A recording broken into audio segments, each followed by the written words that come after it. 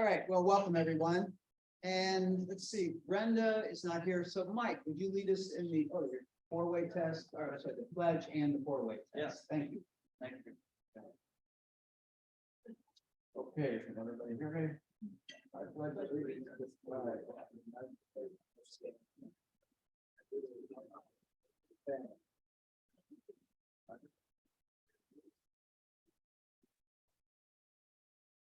And also gonna do the test. Can you hear me? Close to the mic. All right. Can you hear me? No, you can hear me. All right, this is the four-way test. First, is it the truth? Second, is Is it it fair to all concerned? Third, will it build goodwill and better friendship? Friendships. And Fourth, fourth, will it be beneficial to all concerned? Thank you, Mike.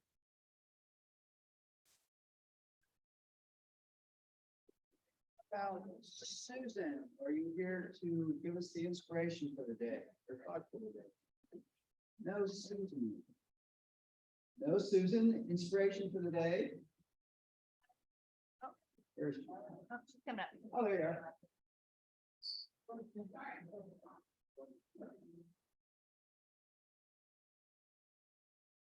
I didn't see you back there. You gotta get really close. Hello. Okay, this is Eleanor Roosevelt. I'm not.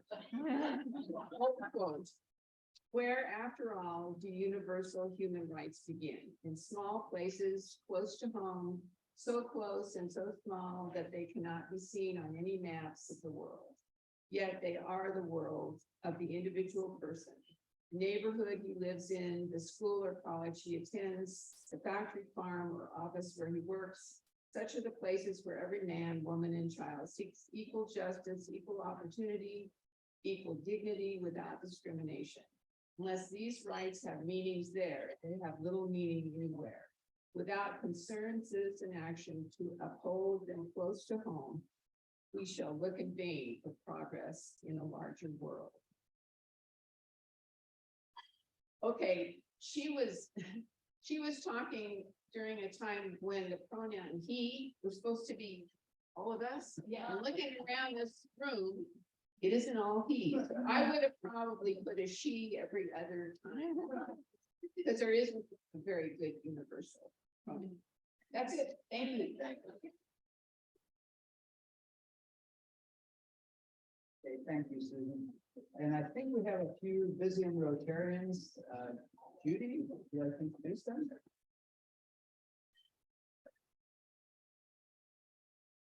Actually, our guest speakers, Brian Watkins is a Rotarian in my old club, the Wednesday Medford Club, and his wife Denise is a guest with us today.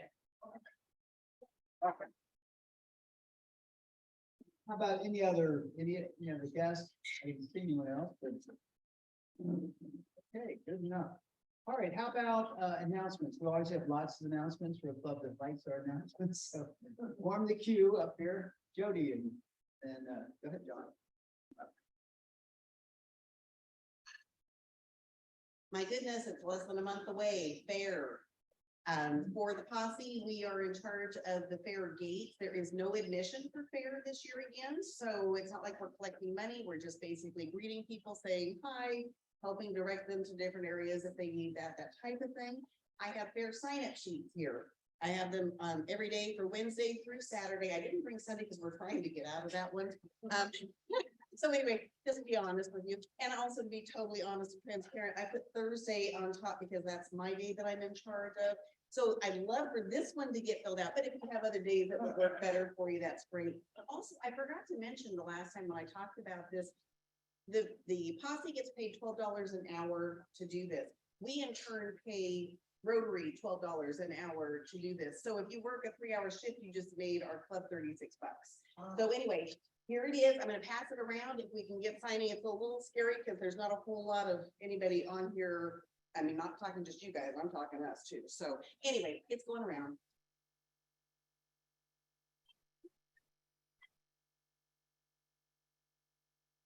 I'm thinking most of you know that there are two petitions going around, changing the county charter. One is a pink one to make some of the positions partisan, and another one is a green one to make the commissioners 5 instead of 3, and they'd be geographically oriented, 4 geographical and 1 at large. And I've got a green one, and if you want to sign, if you're a registered voter in the county, you want to sign it, let me know. And I'll have the pink ones available at the office for anybody who wants to sign the pink one. Let the voters decide how to run our county. Right? Fine.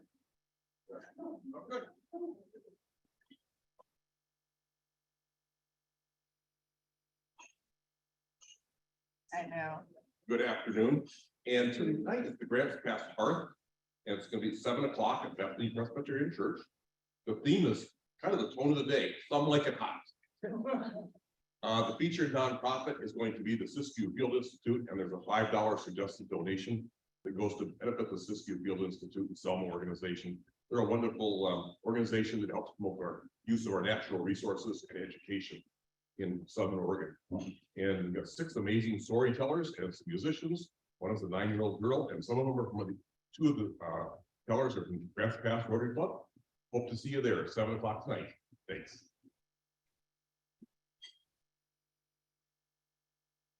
Okay, quickly, those who love to read, our Road Gateway Rotary Reads book is Poverty by America. We're going to meet at Climate City on the 25th of July. Oh, yeah. Can you read upside down and not the title? That was a test. Okay, so poverty, and I have to say, I read it a while back and I was kind of looking at it again, and it's very illuminating. And I think knowing what CRO does with the poverty simulations, it's a very worthwhile book to read. I know Gina Marie is going to borrow my copy because the library has 56 people waiting to read the book. And then Luke finally purchased a workbook that's sort of a summary. It's kind of by an arrogant person instead of a really cool person. But if anybody wants this, they're welcome to read that. Thank you. Thank you. Then just 2 quick ones. I know this club also likes to travel a lot, so I want to welcome Lutz back from Portugal and Laurel back from Spain. I think those were our most recent travelers, so welcome back. And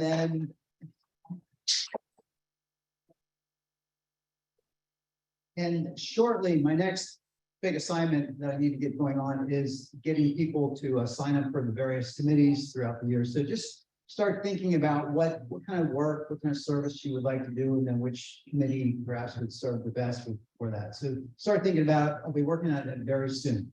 And with that, I think we're ready for Judy to introduce our guest speaker.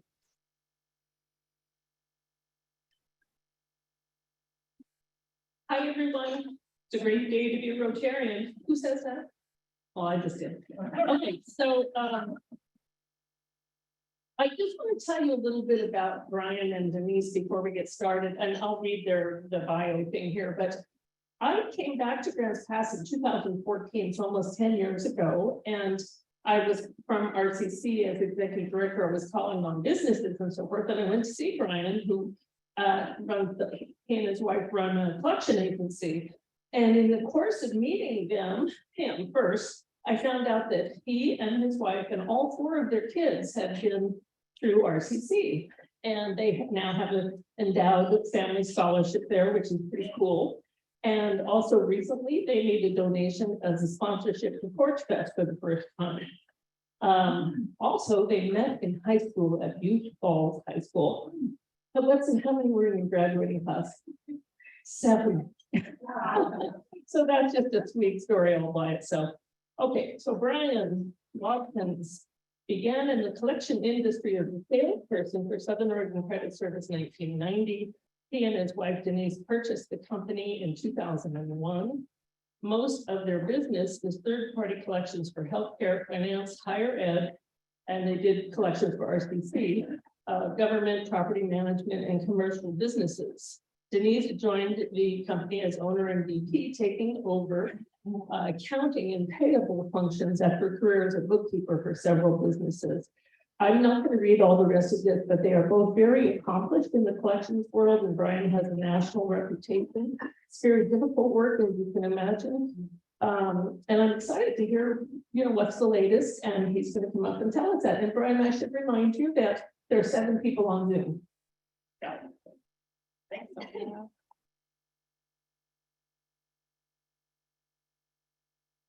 All right, thank you, Judy, and thank you, everyone, fellow Rotarians. It's great to be here. Judy was calling me yesterday at noon to make sure I was going to be here. I couldn't answer her call because I was at club. I was in the meeting. You want, this will advance it. That will advance it. Thank you. What time do you want me to finish? In 19 minutes. 19 minutes. You got it. Okay, I can do it. We have 20, but you said you got. I know it took too long. I know, and here I'm wasting even more time. It's just, the collections world is just so exciting and thrilling. I know we want to jump to it.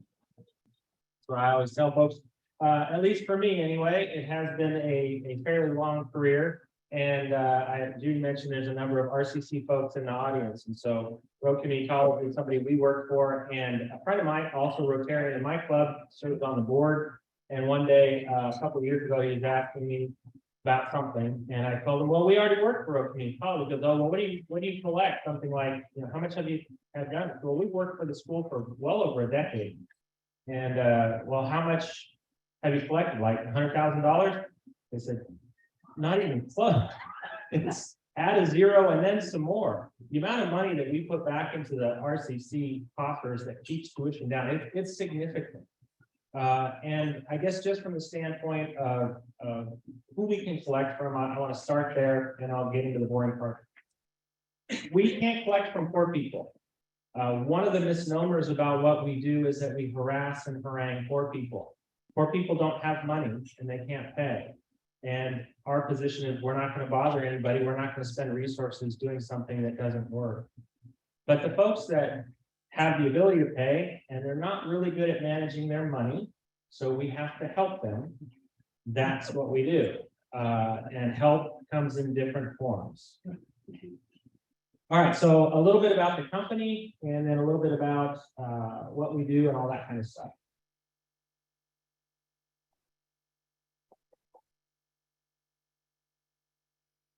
I can't see, so that's why I'm looking over. Is there a chance? Can I get you to turn that for me? That would help me. That's how I know what I'm talking about. Okay. Now I'm not going to be able to read that anyway. Back to the first part, I wanted to see it the lady.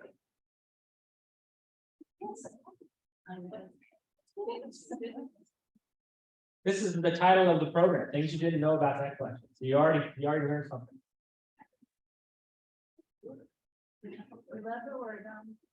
So here's another reference for you. Compliance department on your left up there is a little panel, and the compliance guy is saying, I'll be honest, there are books by James Joyce that are easier to follow than these bad boys. That's my world today. When I first got into the business 30 plus years ago, our clients and people we talked to wanted to know where the money was. Just give me my money. That's all I care about. That doesn't work at all today. The list of federal laws that we have to follow is significant. The last time we counted up our compliance list, there were 26 federal and state statutes. There are 4 federal regulators that oversee our industry, from the FCC to the FTC to the FPB and a bunch of other initials that don't matter. So to do it right and to do it well, just think in terms of, we work for banks, we work for credit unions, we work for hospitals, we work for higher education, we work for city and county governments. Every one of those has a separate set of statutes and compliance rules that they have to follow. We have to follow all of them, every one of those, and then we have to follow our own in addition to that. So compliance is the name of the game. And that's sort of a list of things that we have to deal with up there. Oh, One I broke second. it. No, that's me. There we go.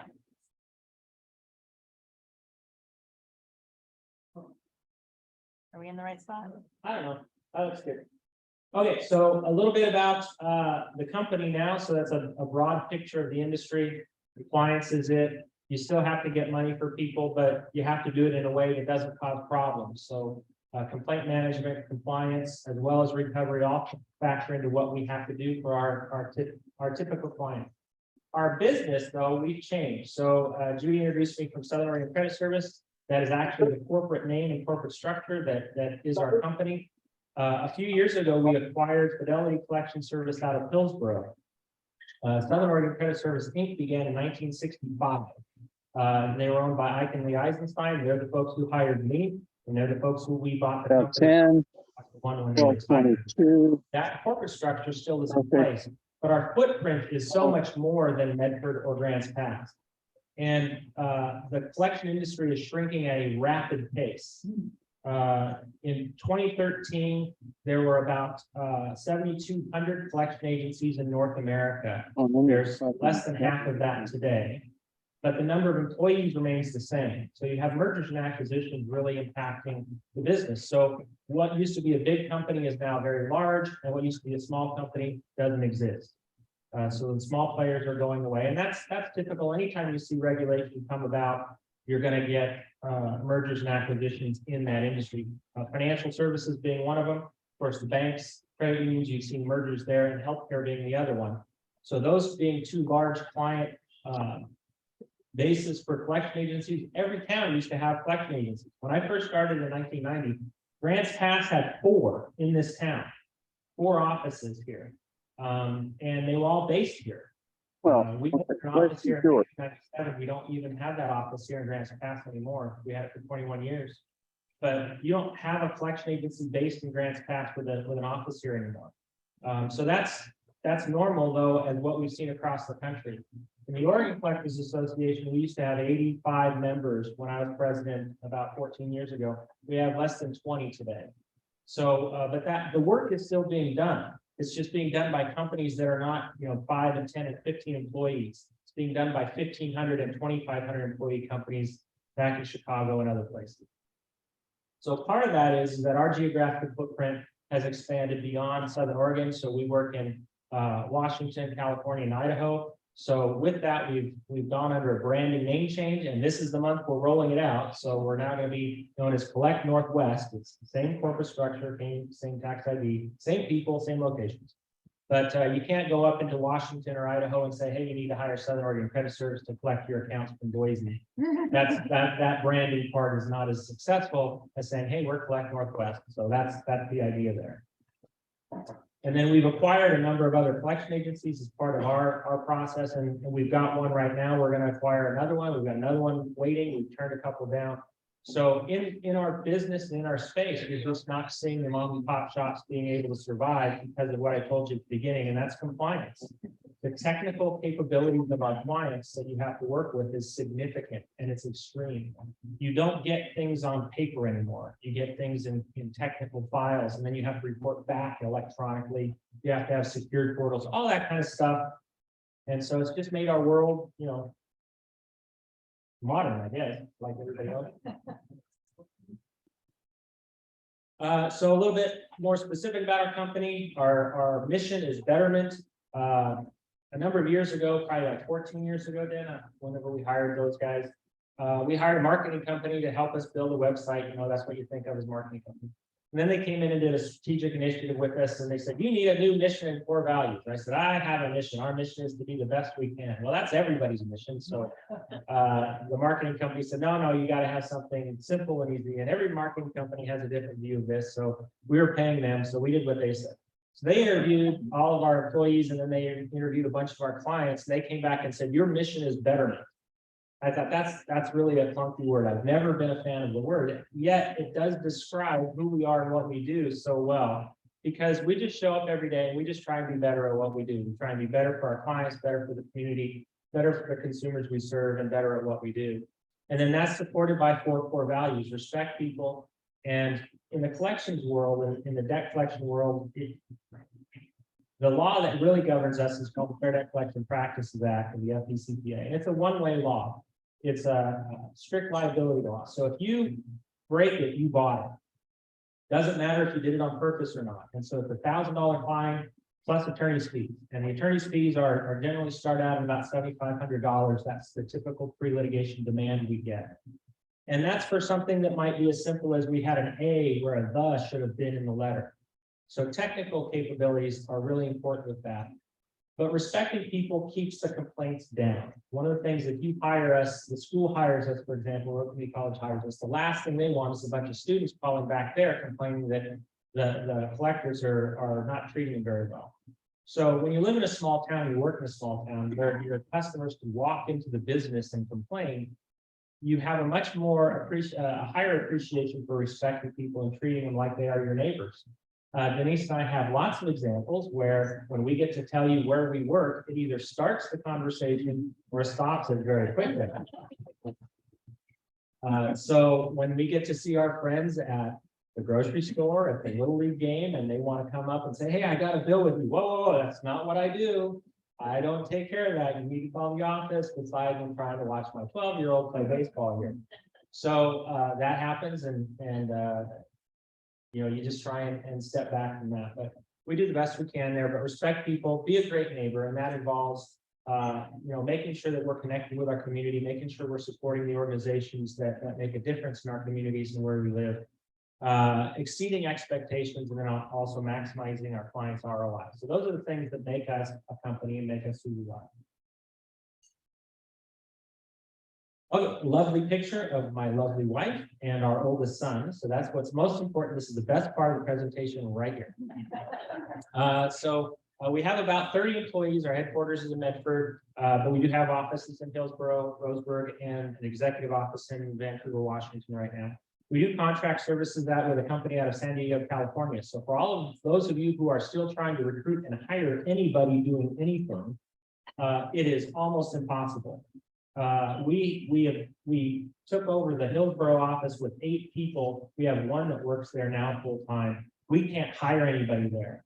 I actually went out to a service. We've done everything we possibly can. And they told me, look, unless you're going to start someone at $20 an hour, don't even bother flying the job. I mean, this is home of Intel, Google, and Nike and those kinds of places. So the cost of living up there is even more challenging than it is here. Here in these.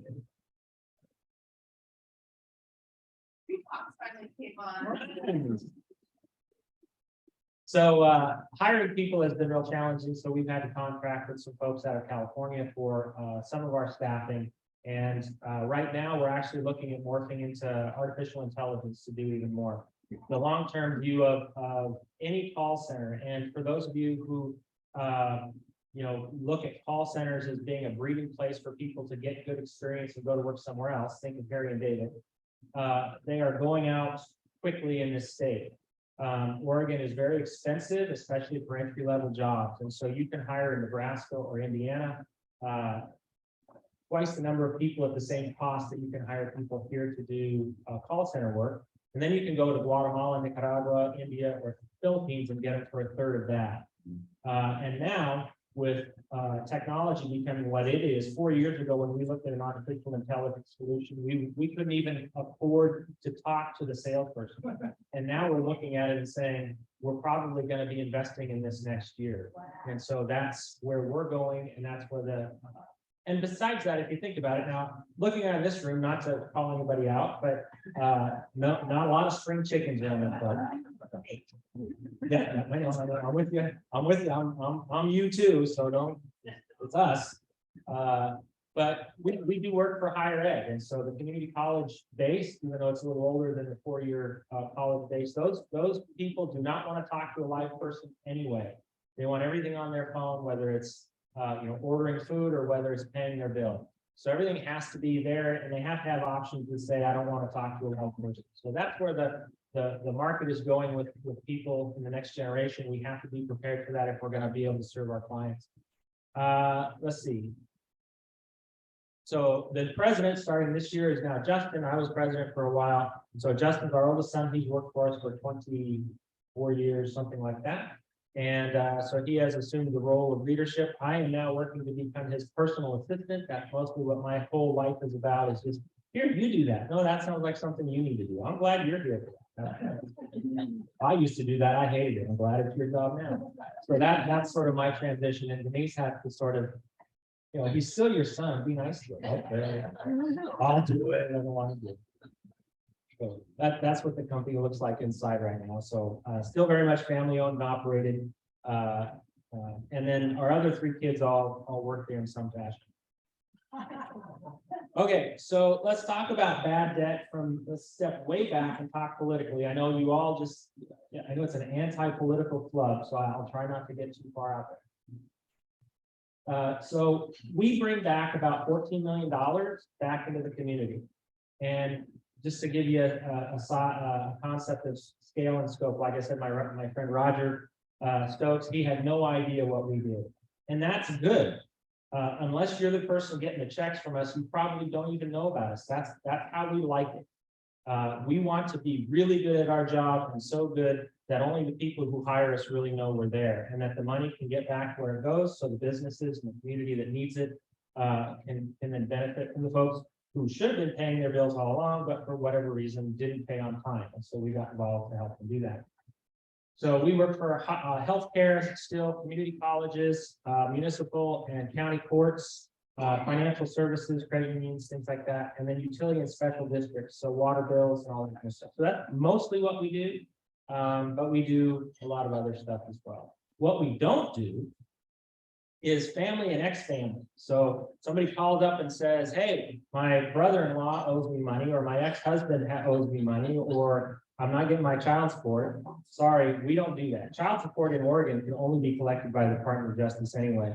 So we don't get between families and ex-family members. That sounds very personal to me. We're a business.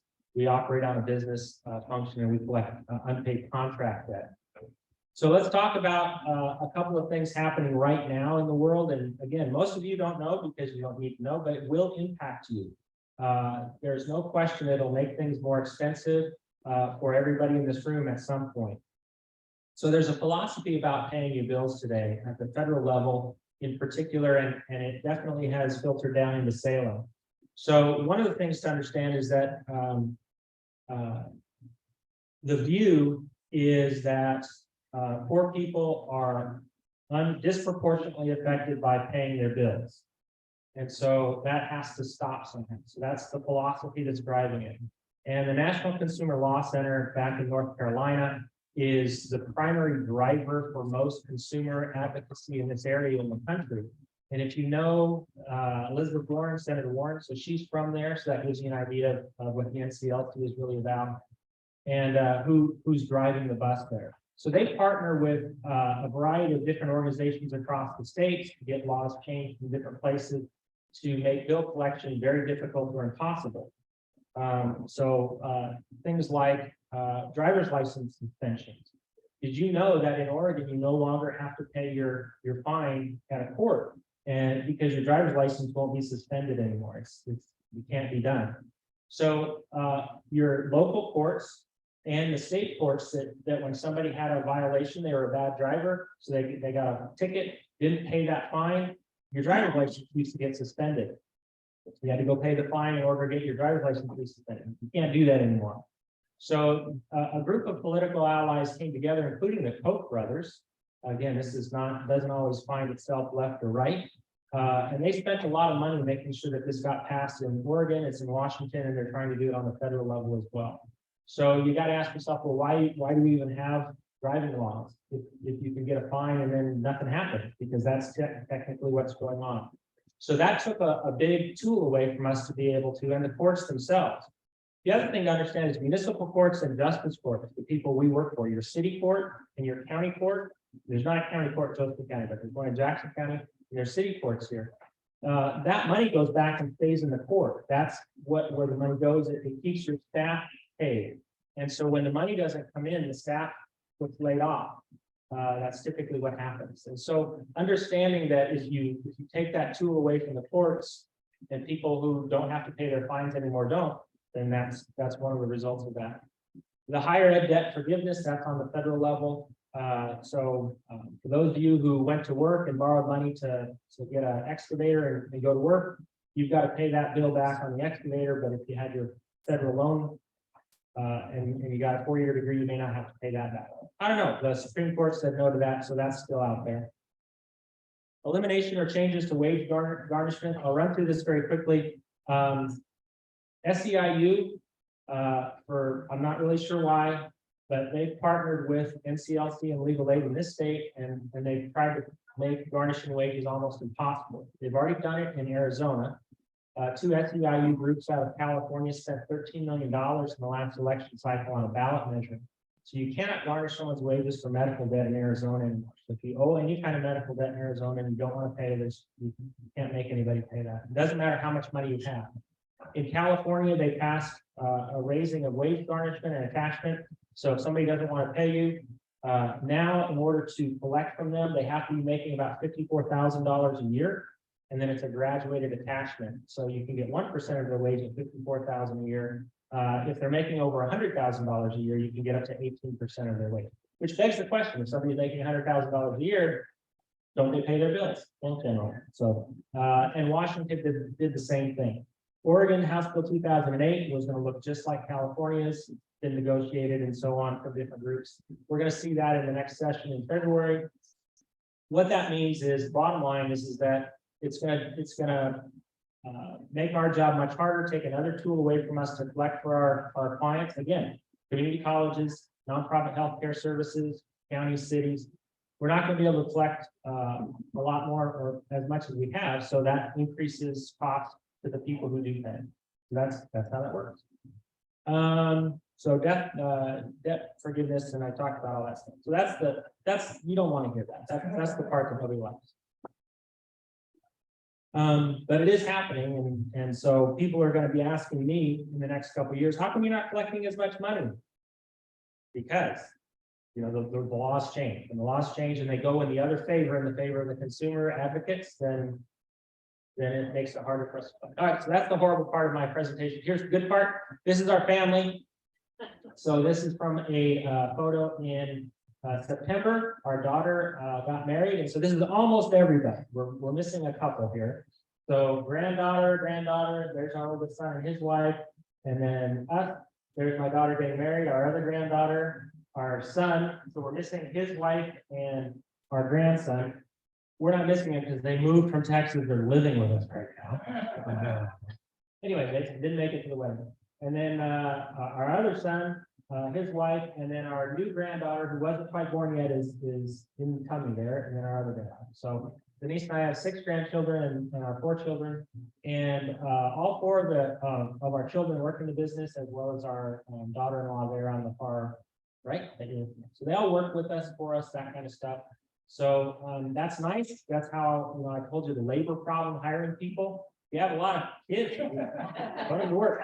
Our granddaughter is 15, so she'll be. I thought she was going to be in here this summer, but she's too busy or something like that. We're going to put her to work as soon as we can. So that's also really good. But that solves the labor problem. Okay. So I'm going to tell you one good story, maybe 2 if you have friends. So everybody just wants to know about, you must have good stories. So I'll tell you the funny ones. The first one involves here in Grants Pass. We work for a plumbing supply company, and very large bill, $38,000 was owed. This guy was a contractor, just hadn't paid for a long time, and he kept getting jobs and working, but not paying the supplier.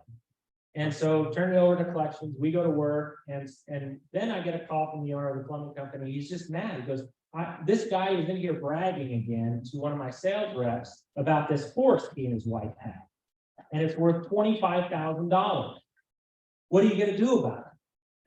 And I thought, I don't know anything about horses. Here's the extent of my horse knowledge. 4 legs, a quarter horse has a bigger butt than a thoroughbred. That is it. They eat hay and stuff. So I'm not, all right, but $25,000. Now that I understand. So let me see if I can figure this out. So you got to go up and figure out the rules. Well, you can go and take somebody's horse. Turns out you can. However, you have to have a veterinarian at the time the sheriffs go get it. You have to have 18 days of food, water, and care set up. You have to have a place all set up in advance. Well, that's okay. I mean, okay, I can figure that out, right? The hard part is determining that that's this guy's horse. How do you, they're not titled vehicles. You can't go to the DMV and go, does this horse belong to this guy? I don't know. So now I gotta figure out, how do I find this horse and what do we do to go get it? So then they kind of play a game at the plumber and say, hey, find out where the horse is. So we find out where the horse is supposed to be. It's out in a pasture out in Williams at this guy's dad's place. We're like, oh, let's go drive by and see if there's a horse out there. Sure enough, there's 3 horses out there. I have no idea. I told you the extent of my knowledge of a horse, so I have no idea what it is. So I'm thinking a thoroughbred must be a racehorse, right? So all I need to do is wait for the Grants Pass Downs to start up. And then this guy's gonna list the horse in the program, and he's gonna be listed as the owner. Boom, we've got it. He listed his wife as the owner. So we couldn't do anything because it was his debt on the plumbing stuff. It's his business, and his wife's not related. So there's a situation where, yeah, I know right where the horse is. The asset is right there. It's running around the track every Saturday or Sunday or whatever. We can't go get it. So there's things like that come up. But going out and getting personal items like that, that's really not what we do. It hardly ever pays off. Denise and I talk about, we've sort of done this before. We got a piece of property in Chiloquin one time, 40 acres, and as part of this foreclosure deal. And we had that thing for like almost 5 years before we could sell it, because it's off the grid and all that stuff. So it all sounds great. Well, just go take their stuff. No, I don't want their stuff. They need to pay me. So that's how we look at it, is where are the liquid assets, where are the assets going to be. So that's kind of a brief overview of the collection industry, what we're looking at, our company, a little bit about us. I would be happy to entertain a question or two if you even have it, but thank you. Yes, sir. I'm aware of other companies that are called things like credit services or something, and they present that they help people manage their money better. Yeah. You made a brief reference to that. Is that something that's often combined with the collectors help the people manage their money better, or is it 2 separate things? So it's a good question. There are services that are called credit services out there, and of course, Southern Oregon Credit Service. So the name can be a little bit of a misnomer. What you're referring to are what we call credit repair organizations or credit counseling services. So CROs, or credit repair organizations, are typically online, 800 number places. And what they do is, for a fee, they'll try and negotiate better rates with you. We don't typically work with them. Our job, when I talk about we help people pay their bills, that's really what we do. And by help, I mean, sometimes we do it the easy way, which is we enter in the payment plan. And sometimes we do it the hard way, which is we garnish their wages and they pay bills. You'd be surprised how many people tell us every week, will you just garnish my wages? They just, because yeah, they know, they admit, I'm not good with my own money. I need to pay the bill. If you have the money and I don't, voila, problem solved. It's more expensive, it's all, but they don't care. It's just like that problem. Consumer credit counseling, which we work with. Now that's a nonprofit entity, national entity, and there used to be one here in Grants Pass. And what they do is that they sit down with someone and they have a comprehensive intake form. They go through all of your assets, and then they teach you something. And so by the time you're done, they'll try and work with creditors to take some pressure off, so your household income is better. But when you're done with their program, you should have learned something about how to handle money. Your credit cards get cut up and that kind of stuff. So there's different, credit services are not all the same. Collection agencies don't do what credit services do typically. So yeah. Somebody have that question? Yes, ma'am.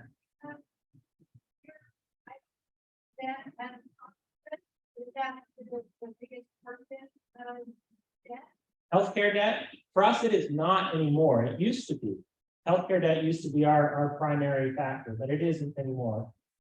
It's sort of balanced between financial services and higher education and government debt. But higher education with all of our government debt, so it's kind of a third, and a third is what we work for primarily now. What's the average of medical debt when it comes to somebody's debt, or do you have that kind of number?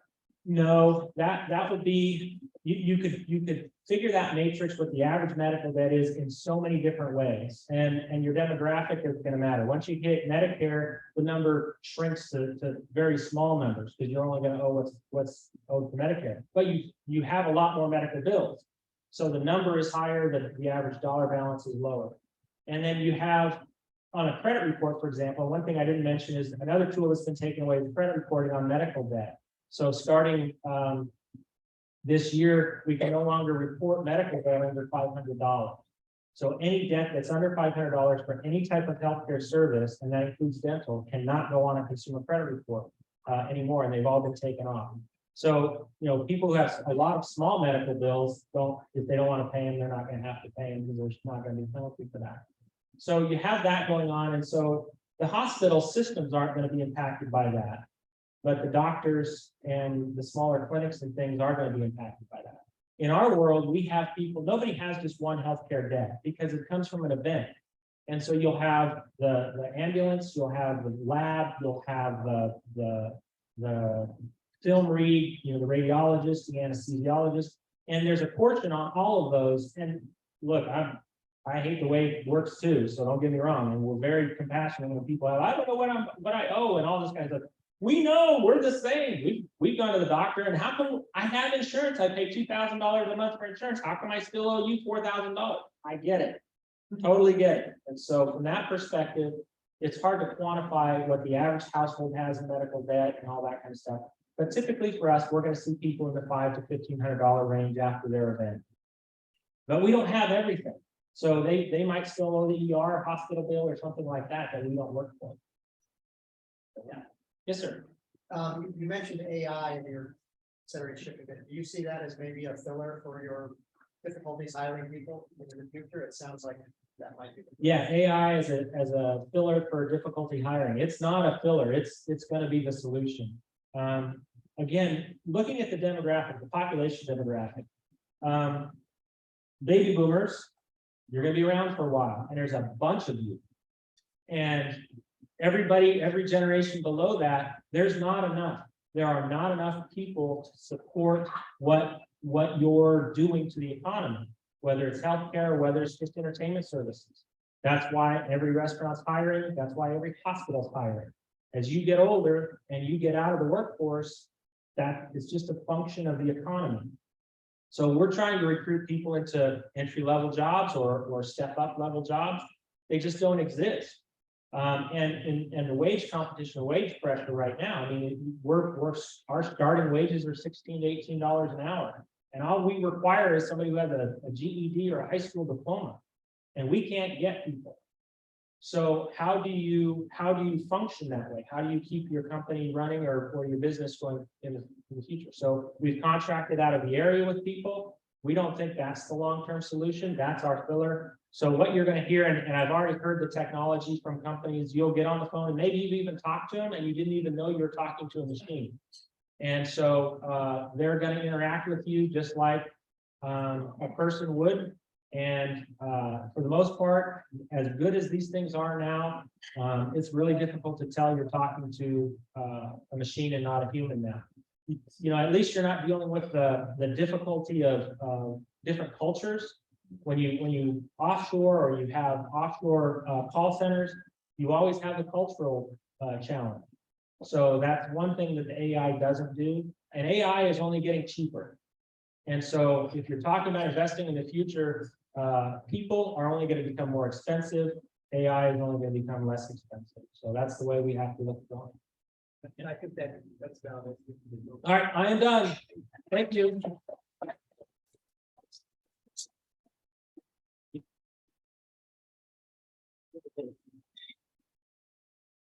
Well, there is some truth to this saying about learning something new every day, because I certainly learned something. Let's see, Craig, I believe our Sergeant at Arms.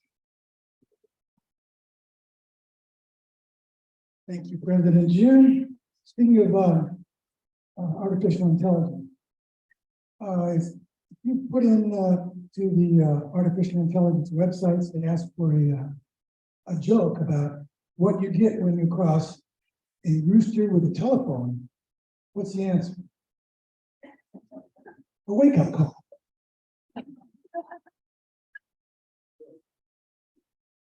On this date in history, July 13, 1960, Greg Fishwick is a 10-year-old fifth grader in summer school.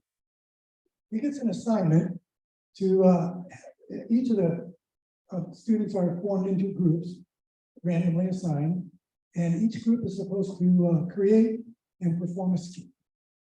Anyone guess what my skit was about? Baseball. Baseball, good guess. On July 13th, 1960, the 29th Major League Baseball All-Star Game was played in Yankee Stadium. The Yankees had a record 7 All-Stars on the team, including Yogi Berra and Mickey Mantle. Does anyone know what team broke that record this year with 8 All-Stars? Here's a clue, and I know Park and Bonnie are not on Zoom because they checked. But there you go, the Atlanta Braves.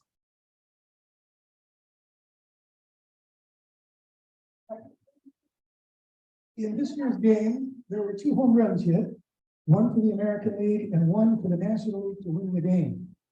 Both hitters had the last name Diaz, but they were unrelated.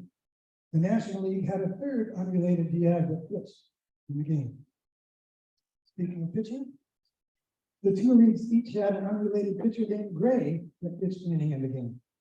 And finally, the National League had not won an All-Star game since 2011. The winning pitcher that year was Matt Cain of the San Francisco Giants. Susan, James, I think, is on Zoom, and any other closet Giant fans that we had. We'll have to be proud to boast that it took another Giants pitcher, Camilo Duvall, for the National League to win this time, the first time in 12 years. He threw 4 pitches over 100 miles an hour. Okay, happy bucks time. I'm going to start with $10. And when I say your name, would you please stand and your name standing? These are anniversaries in July of club membership. First, Judy Basker, 1 year with our club. And remember how many more in met with the other clubs? Okay. We're all going to get a round of applause at the end of it. Bonnie and Park Gallenberg, this is their 2nd anniversary for the 2 of them. Kurt Brown, 3 years with us. Former district governor of Crescent City, and you know how many years offhand the other Rotary clubs have been combined? 50th anniversary. Congratulations, Kurt. 4-year anniversary for Valerie Lovelace. Now we start getting up in the double digit. 12 years for Ellen McCoy.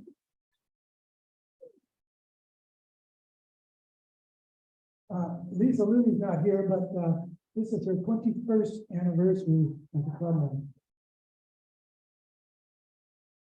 And finally, tied for that mark at 21 years is Tommy Drake.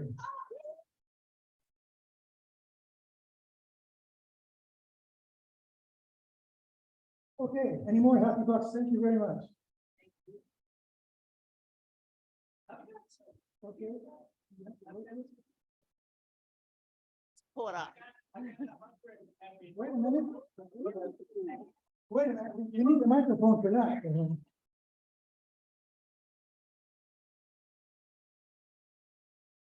This weekend, an amazing miracle is going to take place. And we used to call it the Crip Trip. It's the Road Institute. Challenge people will be at Indian Mary. Friday, Saturday, Sunday, there'll be music, we'll be on the river. I can't invite you on the river because of insurance details. Anyway, if you're on the river, or Indian Mary and the Rotary and what? Okay, anyway. It's a great community that supports events like this. I mean, for these people, it's like event of the year to get out of the home and splash on the river and everything. Aaron and Sue, you were founders, weren't you? You were founders, and almost 40 years. Yeah, well. And the group recently won a grant from the Cow Creek Foundation. Continue with that. So I am putting $20 in, because the Marble Nut House is now vacant and session is over, so I can actually come back here and be involved in it. Congrats, John. Thanks. Well, anyway.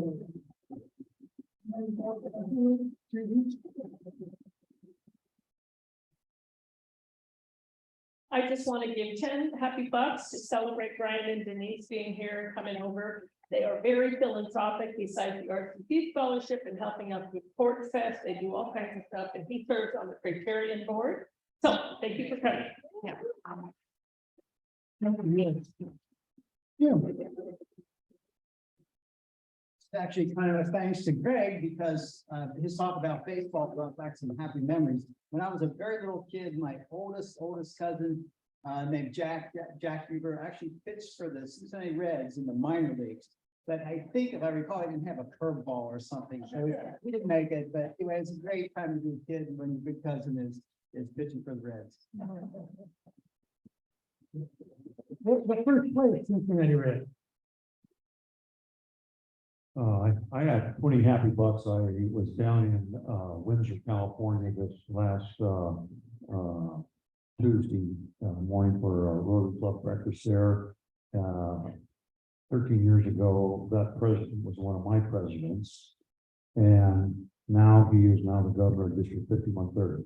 So I'm really proud of him and his partner. So I got 20 bucks for that.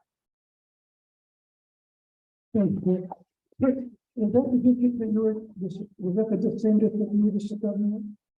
5130, the same district you were district governor? Okay. I thought I saw someone. Anyone on Zoom? Oh, sorry, Brenda. I want to give a happy buck because we've got our camp, our Upriver to Morning Camp, which is based on a fable that was written when our friend Tish McFadden had interviewed Aggie and took a lot of her native wisdoms and put it into a tale, and we have it with a camp with kids, and it's going to be awesome. I want to thank Lenora for joining us, and Ellie and her grandkids are all going to be there to help with the birdhouse building. So it's a wonderful thing, and it's wonderful to have a village. So thank you all. And it's just a wonderful village. Doesn't matter how bad the week has been, coming here and being with everybody, it's just the most wonderful experience. Thank you, everyone.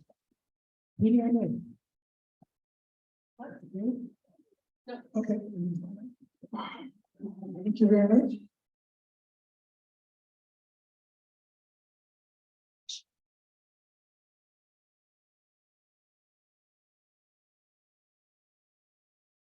I want to thank everyone again for showing up. Thanks everyone for helping put the meeting together, and thanks for Denise and Brian visiting us and your great presentation. Really appreciate it. Quotation today, or thought for the day, from a very accomplished American named Wendell Berry. Some of you may have heard of him. And it's kind of funny, but it's something to think about. He says, "Do unto others downstream as you would have them do unto you upstream." Thank you.